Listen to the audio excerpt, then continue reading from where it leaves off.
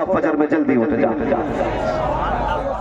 رب کو سجدے کر، 10 بجنے کا انتظار نہ کر، فجر بعد رزق کی تلاش میں نکل جا۔ خدا کی قسم رب کی رحمتیں کہتی ہیں تو سجدہ کر کے مجھے راضی کر لے، میں رزق دے کے تجھے راضی کر لوں۔ سبحان اللہ، سبحان اللہ، سبحان اللہ، بہت اچھے، زندہ باد، زندہ باد۔ مغرب کے ٹائم کھانا لگا، امی کہتی بیٹے کدھر؟ کہتا بس ابھی آیا، بس ابھی آیا۔ کتنا جھوٹ ہے اس میں، بس ابھی آیا، نکل گیا۔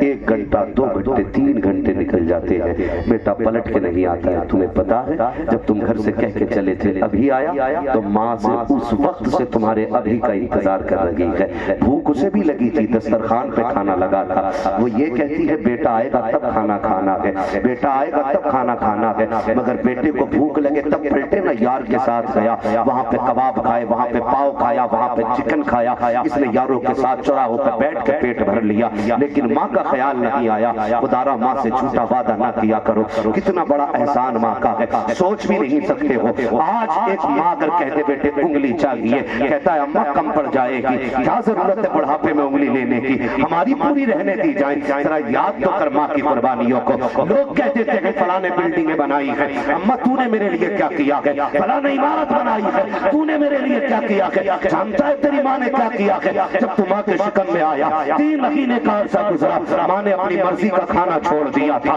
6 مہینے کا عرصہ گزرا، تو ماں کے شکم میں تھا، ماں نے اپنی مرضی سے لیٹنا چھوڑ دیا تھا۔ جس کروٹ سے تجھے راحت ہوتی تھی ماں اس کروٹ سے لیٹا کرتی تھی، اس کا بھی جی چاہتا تھا کہ اچھے سے اچھا کھائے، لیکن جو چیز تجھے نقصان دیتی تھی ماں نے دسترخوان سے ہٹا دی تھی۔ جب 9 مہینے کا عرصہ گزرا تو ماں کے شکم میں آیا تھا، 9 مہینے بیت گئے ماں کے شکم کے اندر، مجھے بچا تو صحیح۔ آج تو بازار سے آتا ہے 3 کلو کی تھیلی لے کر کے آتا ہے، تیرے ماتھے میں پسینہ ہوتا ہے، گھر میں آتے ہی جوتا آتا تھیلا حالا، اس کے بعد گدھے کی طرح گر جاتا ہے، کہتا ہے جلدی کرو پانی لاؤ، مجھے بتا تو صحیح، گرمی میں 3 کلو کا تھیلا تو 4 کلومیٹر لے کے نہیں چل سکتا۔ اس ماں کو سلام کر جو تیرے بوجھ کو 9 مہینے تک اپنے پیٹ میں لے کے چلتی رکھی ہے، لیکن کبھی تجھ سے قیمت نہیں مانگی ہے۔ 9 مہینے کے عرصے کے بعد جب درد سہ ہوا ہے، جب اسے یہ خوشی ملی ہے کہ میرا بیٹا آنے والا ہے، اب دنیا میں آ کے آنکھیں کھولنے والا ہے، میرا بچہ آئے گا، مجھے ماں کہہ کے آواز دے گا،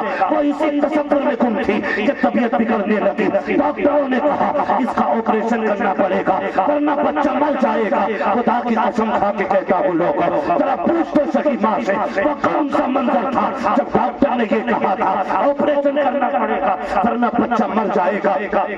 اس کے بعد ماں نے کیا کہا تھا؟ سارے لوگ پریشان ہو گئے تھے، لیکن ماں کو پتا چلا بچے کی زندگی بچانی ہے تو پیٹ کی 7 حالیں کٹیں گی تب جا کے بچہ زندہ بچے گا۔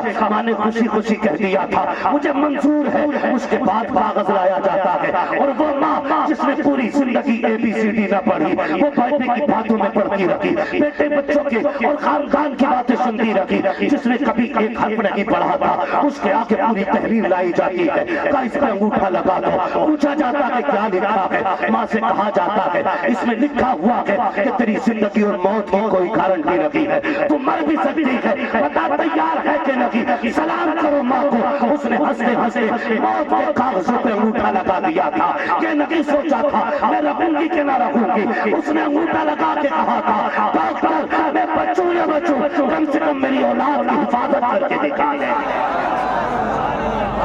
کیا قیمت ہوگے؟ سبحان اللہ،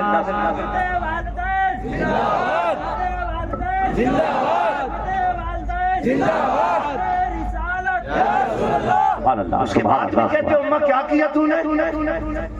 پیٹ کٹوا دیا اپنا تیرے لیے، کیا قیمت دے گا اس کی؟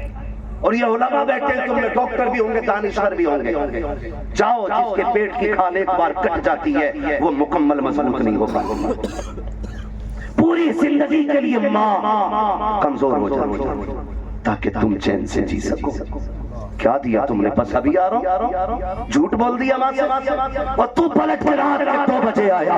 ماں کا لہجہ ذرا سخت ہو گیا. کہاں تھا اب تک؟ کہتا منہ بند رکھ، کتے کی طرح نہ بھونکا کر، زبان کو لگام دیا کرو. ان کے آگے اعلیٰ حضرت فرماتے ہیں ایسے کھڑے ہوا کرو جیسے رعایا بادشاہ کے آگے کھڑی ہوتی ہے. ان کی مرضی کے بغیر جملے نہ نکالا کرو، ان سے پوچھے بغیر ان کی بارگاہ میں بات نہ کیا کرو. یہ بہت بڑی شخصیت کے مالک ہوتے ہیں. تم کہتے ہو لہجہ سوال کے بات کر، کس سے بات کر رہا ہے؟ یہ معلوم ہے اگر اس نے تجھے دودھ نہ پلایا ہوتا تو تجھے زبان نہیں آتی. اگر اس نے تجھے بولنا نہ سکھایا ہوتا آج تک تو گنگا ہوتا. اس سے کہتا ہے لہجے سوال کے بات کیا کر. اور تمہیں خدا کا واسطہ آج ماں کیوں غصہ ہوتی ہے؟ باپ ناراض کیوں ہوتا ہے؟ تو کھانے کو دیر ہو گئی ہے تجھے اس لیے ماں کو غصہ آیا. کھانا کب سے دسترخوان پہ ہے اس لیے ماں کو غصہ آیا ہے اور تم اس پہ ناراض ہو جاتے ہو. لکھو میری بات کو، خدا کی قسم جس دن یہ انتقال کر گئے دسترخوان پہ کسی کو تیرا انتظار نہیں ہوگا.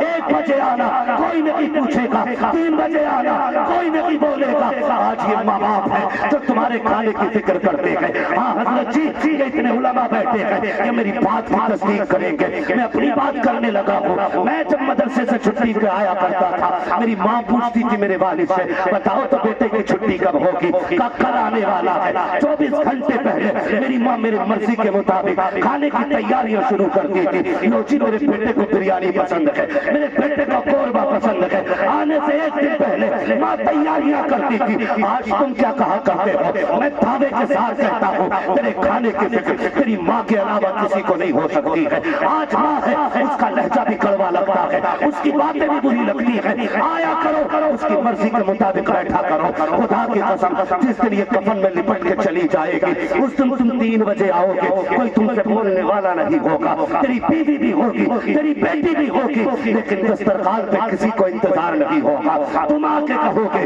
اٹھ ذرا مجھے کھانا چاہیے. کتنی نالائق بیویاں ایسی بھی ہوتی ہے جو کہتی ہے میں سو رہی ہوں جاؤ کچن سے اٹھا کے کھا لو.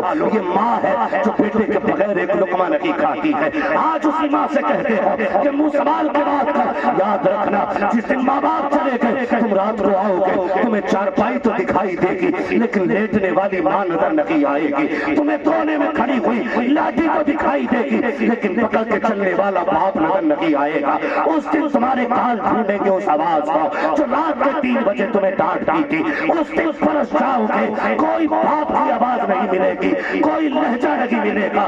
ساری دولت لے کے نکل جانا، آگ پھیلا کے کہنا لو یہ خربوں کی دولت ہے، یہ اربوں کا پیسہ ہے، یہ سارا لے لو. کوئی باپ واپس کر دو، کوئی ماں لوٹا دو. خدا کی قسم ساری دولت دے کر بھی کوئی ماں نہیں لوٹا سکتا ہے، کوئی باپ نہیں دے سکتا ہے. آج ماں باپ ہے تو عزت کرو. نصیب والا وہ نہیں جس کے پاس گاڑی ہے، نصیب والا وہ ہوتا ہے جس کے پاس ماں باپ ہوتے ہیں. سبحان اللہ سبحان اللہ یا رسول اللہ زندہ باد زندہ باد. اللہ اکبر سبحان اللہ سبحان اللہ سبحان اللہ. غریبوں کی کوئی سننے ہی تیار نہیں. او بھائی خدا کا واسطہ عزت کرنا ماں باپ کی. تم ہر جمعرات کو نا پیر صاحب کے مزار پہ اگربتی اور چراغ جلانے تو جایا کرتے رہے لیکن 8 دن میں ایک بار بھی تمہیں یہ یاد نہیں آتی کہ میری ماں کے چھپر میں بھی چراغ جلا ہے کہ نہیں. نصیب والے ہیں وہ بیٹے جو ماں باپ کو ساتھ رکھ کے ان کی خدمت کر رہے ہیں، مقدر کے دھنی ہیں. میں تو ایک بات کہتا ہوں بادشاہ وہ نہیں ہوتا ہے جس کے نیچے لاکھوں کی تعداد میں لوگ اس کی تابعداری کرتے ہیں. بادشاہ وہ ہوتا ہے جس کے سر پہ حکومت کرنے والا باپ موجود ہوتا ہے. وہ بادشاہ ہوتا ہے جس کے سر پہ حکومت کرنے والا باپ ہوتا ہے. سچ بتاؤ آج ہم نے پیسہ کمایا لوگ پردھان کہیں ٹھیکیدار کہیں یہ تو کوئی بھی کہہ لے گا لیکن ایک حق ہے جو صرف ماں باپ کے پاس ہے اور ان کے علاوہ کسی کے پاس نہیں. اگر یہ ہیں تو بیٹا کہہ کے صرف یہی آواز دے سکتے ہیں اور کوئی نہیں. یہی بیٹا کہہ کے آواز دے سکتے ہیں. ان کی دعائیں لیا کرو. حضرت سلیمان علیہ السلام اڑ کے جا تخت پہ ہوا لے کے جا رہے جنات کی فوج بھی ساتھ ہے آپ کے چاہنے والے بھی ساتھ ہیں. تو تخت اڑتے اڑتے سمندر کے کنارے پہنچا. آپ نے دیکھا بڑی تیز موجیں اٹھ رہی ہیں, بڑی تیز موجیں. آپ نے حکم دیا ہوا کو میرا تخت اتارا جا رہا. ہوا نے تخت اتار دیا سمندر کے کنارے. آپ نے اس سمندر کے حصے کو دیکھا جس سے موجیں اٹھ رہی. فرمانے لگے جاؤ جاؤ جاؤ. اپنے ایک امتی سے حکم دیا جو جنات میں سے تھا. فرمایا جا جا پتا تو کر کے آ کہ یہ موجیں کہاں سے آ رہی ہیں. وہ سمندر کے اندر گیا. اس نے دیکھا ایک محل ہے, لیکن اس کے قریب جانے نہیں دے رہی ہے مجھے. پلٹ کے آ گیا, حضور میری طاقت نہیں, میں دیکھ کے آیا ہوں ایک محل ہے لیکن اس کے پاس نہیں جا سکتا تھا. آپ نے پھر دیکھا حضرت آصف بن برخیہ کی جاتی, تم جاؤ. وہ گئے اندر جا کے محل کے چاروں طرف گھومے. کہنے لگے ایک عمارت بنی ہے لیکن وہ چاروں طرف سے بند ہے, پتہ نہیں اس کا راستہ کون سا ہے. آپ نے فرمایا جاؤ جنات کی فوج ساتھ لے کے جاؤ, اسے نکال کے باہر لے کے اس محل کو اندر سے نکال کے باہر لا کے رکھا. حضرت موسیٰ کلیم اللہ کے ہاتھ اٹھ گئے, مالک اس میں جانے کا راستہ عطا فرما.